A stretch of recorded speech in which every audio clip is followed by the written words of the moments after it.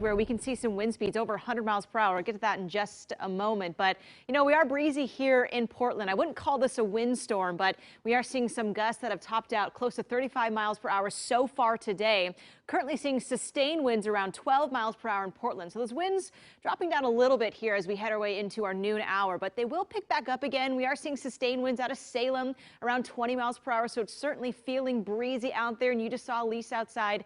It's definitely windy, and a lot of those trees shaking off those colorful leaves that they have right now. Also windy out towards the coast. Now peek out to Mount Hood. Right now we are seeing gusts at Magic Mile. That's on the Timberline section of the mountain at 104 miles per hour. The Cascade Lift, that's at Mount Hood Meadows. Their highest lift at 7,300 feet, 96 mile per hour gusts. And that is in the threshold of a Category 2 hurricane in size and strength. So impressive wind gusts right now.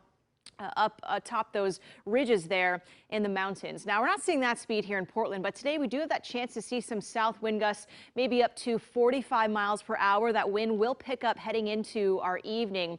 Breezy outside, as you can see here, still seeing rain showers too, and right now temperatures are in the mid-50s here. Now, there's a look at the rain. We are getting a nice little rain shadow setting up, so we are lightening up those showers. As mentioned earlier in the morning here, I said around noontime we should see lighter rain. So that's what we're getting now, but the heavy stuff is still to the north, and it will start to drop down into the region by the evening commute. So expect to see still some soggy conditions for us as we head our way into our evening. Out to the coast, it is a little windy out there too and rainy, but still expect that messy evening commute here with heavy rain in Portland. Same for the coast. We're watching out for urban and also flash mountain flooding, especially around those burn scars near the Nakia Creek fire. Also, this weekend does turn cold. We'll track some heavy mountain snow, which may affect travel over the passes. So stay tuned. Lots of details ahead in my full forecast.